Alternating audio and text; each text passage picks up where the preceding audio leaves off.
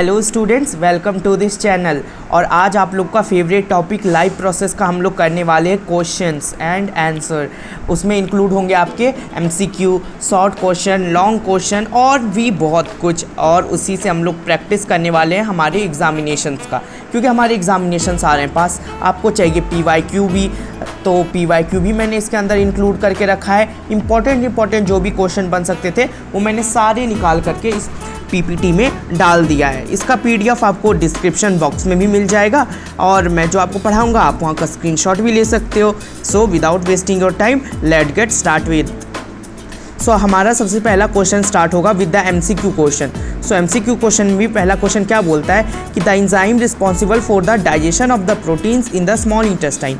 अब देखो पहला क्वेश्चन बोल रहा है कि देखो वो एंजाइम बताइए जो कि रिस्पॉन्सिबल है किस चीज़ के लिए, digestion of proteins in the small intestine. अब हमको पता है कि कोई भी हम लोग कॉम्प्लेक्स चीज़ को हम डायरेक्ट नहीं ले सकते, हमको जो है डाइजेशन करना होगा प्रोटीन का, और उसको भी हमको चेंज करना होगा अमीनो एसिड में, है ना। हमको अमीनो एसिड में हमको चेंज करना होगा, तभी तो हमारा walls of small intestine assimilate करके अब्जॉर्ब करेगा उसको।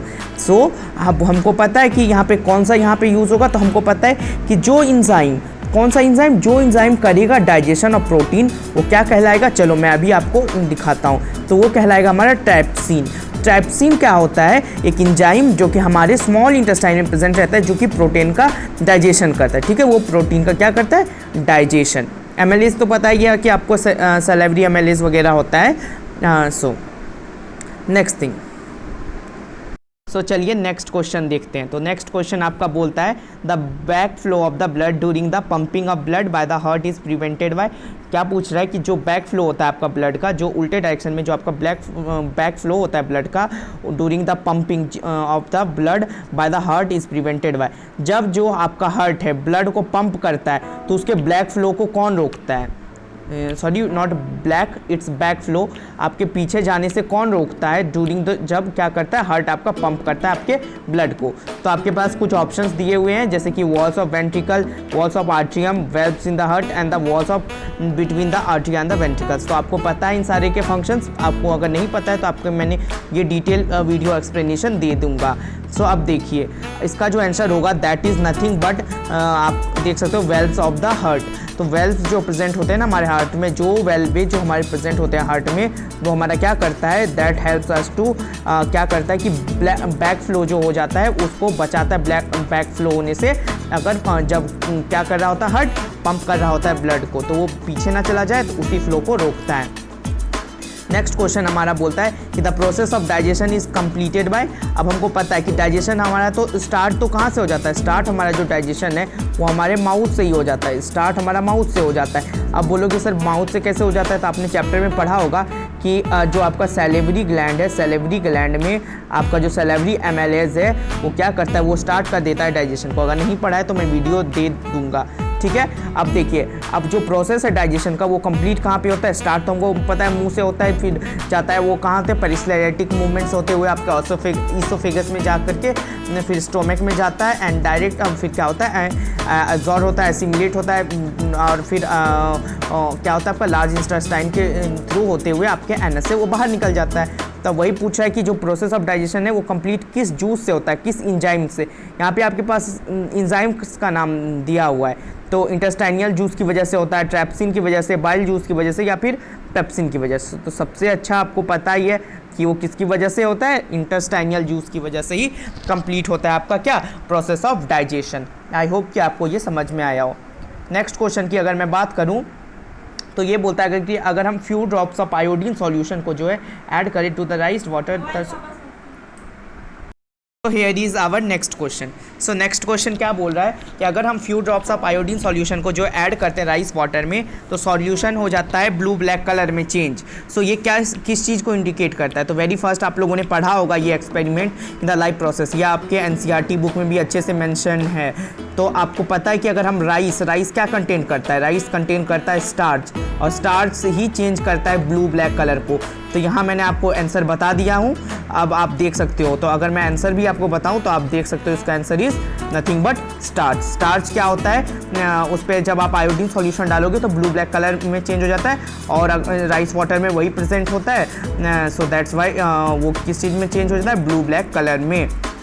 नेक्स्ट थिंग, अब बोल रहा है कि which part of elementary kanal food is finally digested, किस पार्ट में जो हमारा जो है फाइनली जो हमारा फूड डाइजेस्ट हो जाता है elementary kanal. Other it will be stomach, mouth cavity, large intestine और स्मॉल इंटेस्टाइन। सबको पता है इजीली ये बात, अब हमको पता है तो चलिए आंसर भी आपको दिखा ही देता हूँ। तो स्मॉल इंटेस्टाइन हमको पता है कि वहाँ पे ही एब्जॉर्ब और एसिमुलेट होकर के वो फाइनली एब्जॉर्ब हो ही जाता है हमारे बॉडी में। तो चलिए ये तो आपका कंप्लीट हो गया। आपको पता है ना ये कैसे हुआ है, स्मॉल इंटेस्टाइन में क्या क्या प्रोसेसेस होती हैं, नहीं पता है तो वीडियो देखिए लाइव प्रोसेस की, जो कि आपको जल्दी मिल जाएंगे हमारे यूट्यूब चैनल पे। सो आप देखिए, when air is blown from a mouth into a test tube containing lime water, the lime water turn milky in the presence of. आप बोल रहे हैं कि आप जब मुंह से हवा फूंकते हो किसमें, थ्रू अ स्ट्रॉ, किसमें आप लाइम वाटर सॉल्यूशन में, तो वो किस चीज़ में मिल्की वाइट बदल जाता है, तो वो किस चीज़ को प्रेजेंस को बताता है, हमको पता है मिल्की वाइट बदलेगा, तो that is nothing but that will be contains carbon dioxide. हमारे मुंह से हम एक्सेल करते हैं कार्बन डाइऑक्साइड, तो कार्बन डाइऑक्साइड के ही कारण वहाँ पे हम लोग को दिखने के लिए मिलता है, ठीक है ना। चलिए नेक्स्ट क्वेश्चन क्या बोलता है, अब बोलता है चूज़ कीजिए correct path of urine our body. हमारे पास जो ये कुछ आपके पास दिए गए हैं और इससे बताना है कि ये कौन सा राइट है। यहाँ पे आपको सारे ही राइट लग रहे होंगे, बस ऐसा कुछ भी नहीं है। अब देखिए, किडनी, यूरेटर, यूरेथ्रा या यूरिनरी ब्लैडर, ये तो एलिमिनेट हो गया। Kidney, urinary bladder, urethra, ureter गलत है। अगर हम देखें kidney, ureter, urinary bladder, urethra सही है। अब यूरिनरी ब्लैडर, किडनी, यूरेटर और यूरेथ्रा गलत है। तो हमने क्या क्या एलिमिनेशन मेथड यूज़ किया, मैथ्स में एलिमिनेशन मेथड यूज़ करते हो ना, उसकी भी वीडियो आपको मिल जाएगी, चिंता मत करो। आपको बस समझो यहाँ पे मैंने एलिमिनेट कर दिया ए, बी एंड डी, तो right answer will be C. कैसे सी, क्योंकि ये देख लो किडनी से जाता है यूरेटर में, यूरेटर से यूरिनरी ब्लैडर, यूरिनरी ब्लैडर से यूरेथ्रा में। पढ़ लो चैप्टर अच्छे से, वीडियो भी मिल जाएगा जल्दी, ठीक है। Kidney, ureter, urinary bladder, urethra. अब ये बात रही एमसीक्यू क्वेश्चंस की, तो एमसीक्यू क्वेश्चंस तो सॉल्व हो गए। अब बात आती है शॉर्ट क्वेश्चन आंसर की, जो कि 2 मार्क्स, 3 मार्क्स और 4 मार्क्स। और मैं आपको ये बता दूं कि जितना भी मैं क्वेश्चन करवा रहा हूँ that is included in previous year also. Previous year से क्वेश्चन लिया गया है और भी इसमें कुछ इंपॉर्टेंट क्वेश्चन मैंने खुद से भी डाले हुए, तो इसको ज़रूर से ज़रूर मिस ना करो एक भी वीडियोज़ को, ठीक है। मैं आपको अभी करवा देता हूँ शॉर्ट आंसर, जो कि आइदर वो किस मार्क्स के हो सकते हैं, 2 मार्क्स के भी हो सकते हैं, 3 मार्क्स के भी हो सकते हैं, 4 मार्क्स के भी हो सकते हैं, ठीक है। मैं बता दूंगा कहाँ पे कि वो किस किस मार्क्स में आ सकता है, ठीक है। आप ज़्यादा शॉर्ट लिखोगे तो वो आपको बता दिया जाएगा वहाँ पे कि वो किस किस मार्क्स में इंक्लूडेड होगा। फिर मैं आपको लॉन्ग 5 मार्क वाली जो आते हैं क्वेश्चन, वो भी मैं आपको करवाऊँगा। तो चलिए लेट गेट स्टार्टेड। चलो पहला क्वेश्चन बोल रहा है what are enzymes, name any one of our digestive system and write down its function. बोल रहा है कि क्या होते हैं एंजाइम्स, और एक एंजाइम का आप नाम लिखो जो कि डाइजेस्टिव सिस्टम में प्रेजेंट रहता है और उसका फंक्शन बताइए। तो ये बहुत अच्छी तरीके से पता है। एंजाइम्स क्या होता है, एक biological catalyst. Enzymes are biological catalyst, ठीक है। अब वो कैटलिस्ट करते क्या है, catalyst are protein to increase the rate of chemical reaction. आपने ये केमिस्ट्री में भी पढ़ा होगा, जो कि मैंने आपके लिए वीडियोस बनाई है, तो वहाँ पे मैंने कैटलिस्ट बताया है। कैटलिस्ट क्या होता है आपका, कि वो ऐसे एंजाइम्स होते हैं जो कि रेट ऑफ केमिकल रिएक्शन को बढ़ा देते हैं। तो ये हमारे क्या होता है, जो हमारे एंजाइम्स जो कि बायोलॉजिकल कैटलिस्ट है वो प्रेजेंस होते हैं बहुत सारी जगह, जैसे माउथ में सेलेब्री एमेलेज प्रेजेंट होता है, स्टोमक में बहुत सारी पेप्सिन वगैरह प्रेजेंट होती है। सो इतने टाइप्स की जो होती है, so that is considered as nothing but enzymes. तो एंजाइम्स आपने जाना कि बायोलॉजिकल कैटलिस्ट है, और वो क्या करता है, इंक्रीज कर देता है रेट ऑफ केमिकल रिएक्शन को हमारे बॉडी में without being used up, without use हुए ही ये इनडायरेक्टली पार्टिसिपेट करता है केमिकल रिएक्शन में। कैसे, वो केमिकल रिएक्शन वाली वीडियो में है, और लाइव प्रोसेस वाली वीडियो आई उसमें भी मैं बताने वाला हूँ, ठीक है। फॉर एग्जाम्पल क्या है, amylase catalyst are the break down starch into the sugar.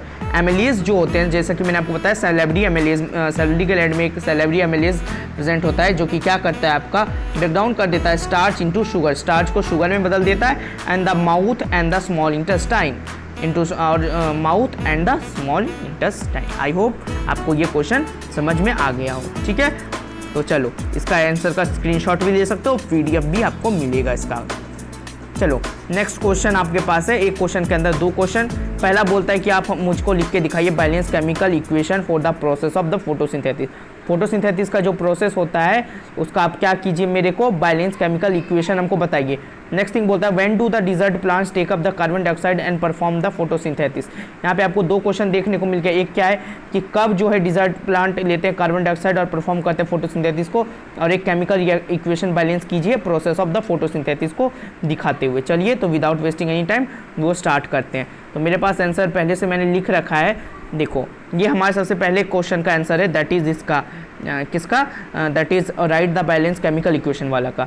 तो देखो अब हमको पता है CO2 और H2O मिक्स करेगा, सनलाइट के साथ रिएक्ट करेगा। सनलाइट के बिना तो हो ही नहीं सकती है। कहाँ पता चलेगा, लाइव प्रोसेस चैप्टर में वीडियो जल्द मिलेगी।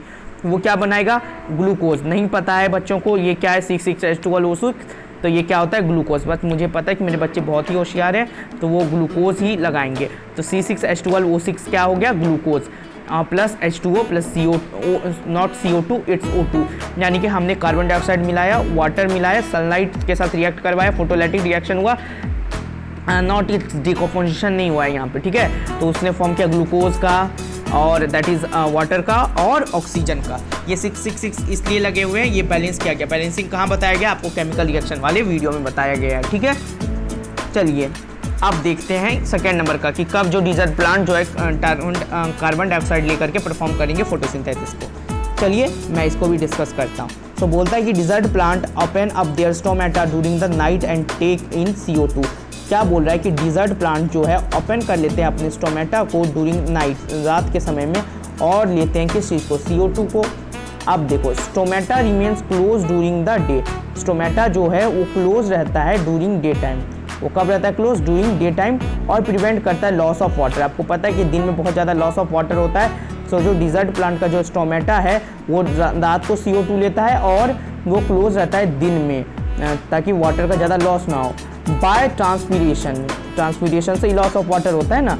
अब देखो they can store the CO2 cells unit the sun comes out and they can carry out the photosynthesis during the day time. Photosynthesis तो ड्यूरिंग डे टाइम ही करते हैं, लेकिन रात में ले लेते हैं वो कार्बन डाइऑक्साइड, और सुबह में स्टोमेटा को वो नहीं खोलते हैं और परफॉर्म करते हैं फोटोसिंथेसिस। तो आपको अब मैंने दे दिया इसका भी आंसर फर्स्ट का, और मैंने आपको दिया सेकंड का भी आंसर। तो इसी के साथ जो है ये पूरा क्वेश्चंस यहाँ पे सॉल्व हो जाता है। तो चलिए आपको स्क्रीनशॉट लेना है तो स्क्रीनशॉट लो, नहीं तो PDF तो मिलेगा। चलिए नेक्स्ट क्वेश्चन बोलता है in single cell organism diffusion is sufficient to meet all the requirement. क्या बोला है कि सिंगल सेल ऑर्गेनिज्म में जो है क्या होता है कि डिफ्यूज़न जो है वो सफिशिएंट है meet all the requirements of the food exchange, gases removal, wastage का वगैरह वगैरह का। बट मल्टी सेलुलर में जो ऑर्गेनिज्म में नहीं, सिर्फ डिफ्यूज़न के ही मेथड से मल्टी सेलुलर में नहीं हो जाता। हमारे में क्या डिफ्यूज़न से सारा काम होता है, नहीं। तो वो क्यों नहीं होता है और वो डिफरेंस बताइए और एक्सप्लेन कीजिए रीज़न को। तो चलिए मैं आपको रीज़न भी दिखाई देता हूँ। चलिए तो ये रहा प्यारा सा reason, that is nothing but क्या बोल रहा है कि unicellular organism can absorb the sufficient oxygen because it's complete contact with the atmosphere. क्या बोल रहा है कि यूनिसेलुलर ऑर्गेनिज्म जो है वो क्या करेगा, वो एब्जॉर्ब कर सकता है किस चीज़ को, सफिशिएंट ऑक्सीजन को, क्योंकि because of its complete contact with atmosphere. Atmosphere से कंप्लीट क्या है, कॉन्टैक्ट है। सो दैट्स वाई यूनिसेलुलर ऑर्गेनिज्म क्या है, एब्जॉर्ब कर लेंगे सफिशिएंट ऑक्सीजन को। But in the multicellular organism the rate of the absorption of diffusion very less. Unicellular में ज़्यादा था डिफ्यूजन का रेट और वो जल्दी एब्जॉर्ब करते थे, बट मल्टीसेलुलर में वो बहुत ज़्यादा कम है और रेट ऑफ एब्जॉर्प्शन जो है बहुत कम है। Because all cells are not in the direct contact, जो सारी सेल्स जो है वो डायरेक्ट कॉन्टैक्ट नहीं है एटमॉस्फेयर में। सो दैट्स वाई जो मल्टी सेलुलर ऑर्गेनिज्म है उनको ज़्यादा अमाउंट ऑफ ऑक्सीजन चाहिए होता है to sustain their life processes that can not be fulfilled by the process of diffusion. That's why जो मैंने आपको सामने रीज़न यहाँ पे दे रखा है, उसी सब रीज़न की वजह से क्या होता है, मल्टी सेलुलर जो है सिर्फ डिफ्यूजन पे नहीं रह सकते। और क्यों नहीं रह सकते, मैंने इसका एक्सप्लेनेशन आपको अभी दिया, तो मैंने आपको अभी करवाया इसके एक्सप्लेनेशन। चलिए नेक्स्ट टॉपिक। बोलता है draw diagram of human excretory system and level kidney ureter on it. Diagram आपके एग्जामिनेशन में जनरली पूछे जाते हैं 5 मार्कर 3 मार्कर में। तो चलिए ये डायग्राम हम लोग देखते हैं। तो मैं आपको अगर डायग्राम दिखाऊं तो ये कुछ इस टाइप का डायग्राम दिखता है। तो उसमें हमारे क्वेश्चन में क्या बोला गया कि ड्रॉ द डायग्राम, सिर्फ ड्रॉ ही नहीं करना है, उसमें जो है लेबल करना है किडनी और यूरेटर को। तो मैंने यहाँ पे बहुत कुछ लेबल करके रखा है, आपको सिर्फ यहाँ किडनी और यूरेटर पे ध्यान देना है। तो ये रही हमारी लेफ्ट किडनी, ये रही राइट किडनी, किडनी डन। ये रहा हमारा क्या रहा, ये हमारा यूरेटर, ये लेफ्ट यूरेटर और ये हमारा राइट यूरेटर। ये ऊपर से देख रहे हो ये ब्राउन ब्राउन कलर का जो रस्सी जैसा आ रहा है, ये that is nothing but ureter. ठीक है, एक राइट होता है एक लेफ्ट होता है।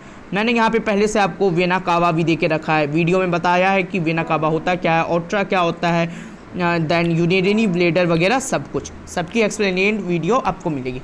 तो ये रहा हमारा प्यारा सा किडनी का डायग्राम, खुद से बनाना सीख लेना, नहीं तो अगर बोलोगे तो मैं इसकी भी आपको वीडियो बनाऊंगा कि how to make the diagram of the kidney वगैरह का इन द बायोलॉजी पार्ट, कैसे हम लोग डायग्राम बना सकते हैं, उन सारी चीज़ों का भी मैं आपको एक सेपरेट वीडियो दे दूंगा। ठीक है, तो ये हमारा कौन सा होता है, एक्सक्रीटरी सिस्टम है। चलिए नेक्स्ट आगे चलते हैं।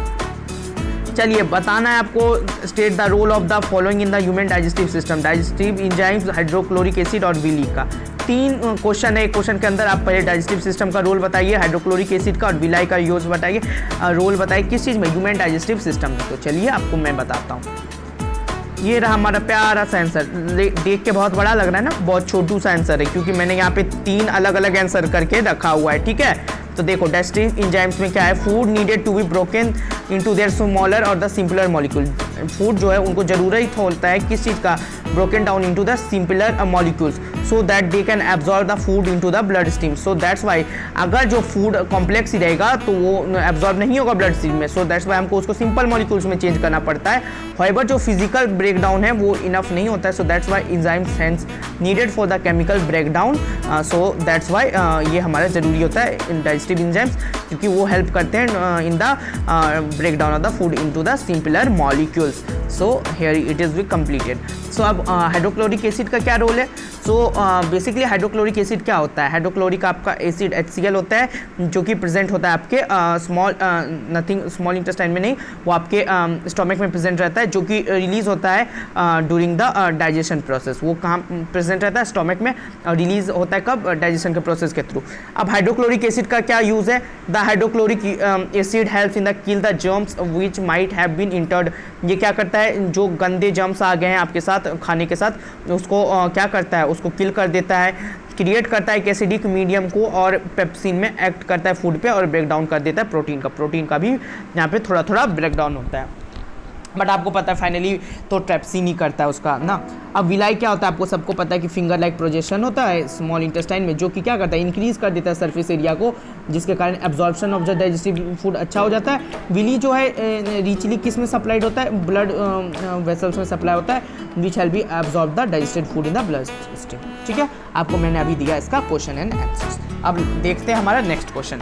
अब 5 मार्कर के क्वेश्चंस आते हैं, मैंने आपको 2-3 मार्कर के क्वेश्चंस अभी तक जो आने वाले थे वो मैंने करवा दिए। तो ये जो क्वेश्चन था आपका, ये भी जनरली 5 मार्क्स के क्वेश्चन में आ सकता है, नहीं तो 4 मार्क्स के क्वेश्चन में पक्का ही आएगा। तो चलिए मैं नेक्स्ट क्वेश्चन पे बढ़ता हूँ।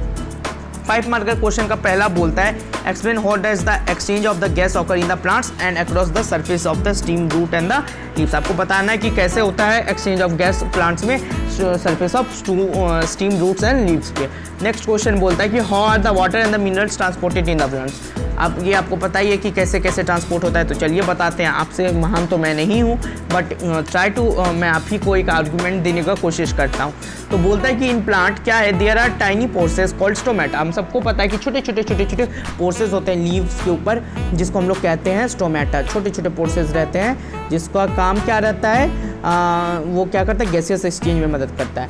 On the leaves and the lenticels steam which is the fluctuate the exchange of the gases. वो क्या करता है, एक्सचेंज करता है गैसेस को, कार्बन डाइऑक्साइड को लेता है, ऑक्सीजन को बाहर देता है, और वाइस वर्सा ऐसा ही होता है रिस्पायरेशन के थ्रू में। यानी कि रिस्पायरेशन के ड्यूरिंग रात में ऑक्सीजन लेकर के कार्बन डाइऑक्साइड रिलीज करेगा, दिन में फोटोसिंथेसिस के टाइम में कार्बन डाइऑक्साइड लेकर के ऑक्सीजन को रिलीज करता है। क्लियर। Next question. अब देखो क्या बोलता है कि water and minerals are transported within the xylem vessels के थ्रू ये होता है मेनली अपवर्ड डायरेक्शन में। ये सब जो पार्ट है किसका, वैस्कुलर सिस्टम का, बीच क्या इंक्लूड करता है, फ्लोएम वेसल्स को इंक्लूड करता है। फ्लोएम जो है फूड ट्रांसपोर्ट करता है और फोटोसिंथेसिस हो जाने के बाद वो सारे पार्ट्स ऑफ द प्लांट्स में वो क्या करता है, ट्रांसफर कर देता है, roots fruit etcetera all the direction में फ्लोएम क्या करता है, फूड को ट्रांसपोर्ट कर देता है। तो जाइलम आपके वाटर एंड मिनरल्स को ट्रांसपोर्ट कर देता है। जनरली वो अपवर्ड डायरेक्शन में होता है वाटर एंड मिनरल्स, और फ्लोएम का हर डायरेक्शन में हो सकता है। ठीक है, चलिए next question. Draw diagram of the human respiratory system and label on it diaphragm and Linux. दो चीज़ आपको ह्यूमन रिस्पिरेटरी सिस्टम पढ़ के आपको क्या करना है, लेवल डायग्राम बनाना है। तो आपको मैंने बताया कि लेवल डायग्राम होता क्या है, वो वीडियो ज़रूर मिलेगी आपको। ठीक है, चलिए आपको मैं अब आगे लेके चलता हूँ। तो आई थिंक आपको ये इससे आप पहले से वाकिफ़ हो कि ये क्या क्या होता है। तो हमें बोला गया है यहाँ पे डायफ्राम और लाइन एक्सपेंशन करने के लिए, तो वही दो हमारे लिए मेन है। तो अभी हम साइनस कैविटी और नोज़ वगैरह को छोड़ते हैं। तो ऊपर होता है साइनस कैविटी, ये देख रहे हो, ये नोज़ है आपका, ये थ्रोट है, it is nothing but trachea. ये सब होते क्या है, वीडियो में एक्सप्लेन किया जाता है। ये देखिए, ये लंग्स है और ये आपका डायफ्राम है। हमने कर दिया लंग्स और डायफ्राम को मेंशन, तो इसी के साथ हमारा होता है डायग्राम पूरा। बहुत ही सुंदर डायग्राम है, बहुत ही सिंपल डायग्राम है। स्क्रीनशॉट लेना है, स्क्रीनशॉट लो, पीडीएफ लेना है, पीडीएफ ले लेना। बस इसे ध्यान से बना लेना, क्योंकि ये जो बहुत ही ज़रूरी है। डायफ्राम और लाइनेक्स, लाइनेक्स मैंने आपको बताया लाइनेक्स क्या कहाँ होता है, लाइनेक्स कहाँ होता है आपका, that is nothing but in आपके गले के पास में। ठीक है, तो यहाँ पे मैंने आपको दे दिया है पूरे डायग्राम का ही एक इनोवेटिव। तो चलिए आगे चलते हैं। आई होप कि आपके पास एक लास्ट मेरा क्वेश्चन होगा। List in the tabular form 3 differences between arteries and the veins. 3 differences बताइए आर्टरीज और वेन्स के बीच में। सो 3 जो डिफरेंसेस हैं और बहुत ही मज़ेदार डिफरेंसेस है, चलिए करते हैं डिफरेंशिएट। तो arteries carry oxygenated blood away from the heart except pulmonary artery. Artery जो है वो क्या करता है, कैरी करता है ऑक्सीजनेटेड ब्लड को away from the heart except the pulmonary artery से। ठीक है, वेन्स क्या करता है, वेन्स जो है वो डीऑक्सीजनेटेड ब्लड को, यहाँ देखो ऑक्सीजनेटेड ब्लड, यहाँ डीऑक्सीजनेटेड ब्लड को कैरी करेगा towards the heart and expect the pulmonary vein, except the pulmonary veins. ये क्या करता है, डीऑक्सीजनेटेड ब्लड को हार्ट तक पहुंचाता है, ये वो लेकर के पूरे बॉडी में पहुंचाता है oxygenated blood. They are mostly deeply situated in the blood, ये मोस्टली डीपली सिचुएटेड होता है। और ये क्या होता है, ये are the superficial deep in the location, superficial होता है deep in the location. Next क्या है, उसका जो वॉल है थिक होता है, हाईली मस्कुलर होता है। एक्सेप्शन है यहाँ पे arteries of the cranium and the vertebral column. यहाँ क्या है, दे आर थिन, ये थिन है और ये जनरली थिक वॉल्ड है। आर्टरीज में हमेशा थिक वॉल होगा, वेन्स में थिन वॉल हो जाएगा। आर्टरीज ऑक्सीजनेटेड ब्लड कैरी करेगा, वेन्स डीऑक्सीजनेटेड ब्लड। और जो आर्टरी है वो मोस्टली डीपली होगा और जो वेन्स है वो सुपरफिशियल डीप होता है लोकेशन के अकॉर्डिंगली। आई होप कि आपको ये क्वेश्चन समझ में आया। तो इससे पहले मैंने आपको समझाया about the human respiratory system, उससे पहले मैंने आपको दिया लॉन्ग क्वेश्चन आंसर के 5 मार्कर के क्वेश्चन, उससे पहले 2-3 मार्कर मैंने आपको दिए और MCQs भी करवाए। तो इसी के साथ हमारा होता है दिस सेशन एंड, बट यहीं पे हमारा वीडियो ख़त्म नहीं होता है। अब हम नेक्स्ट चैप्टर्स के क्वेश्चन आंसर के साथ जल्दी मिलेंगे। Till then keep watching our YouTube channel. Till then bye.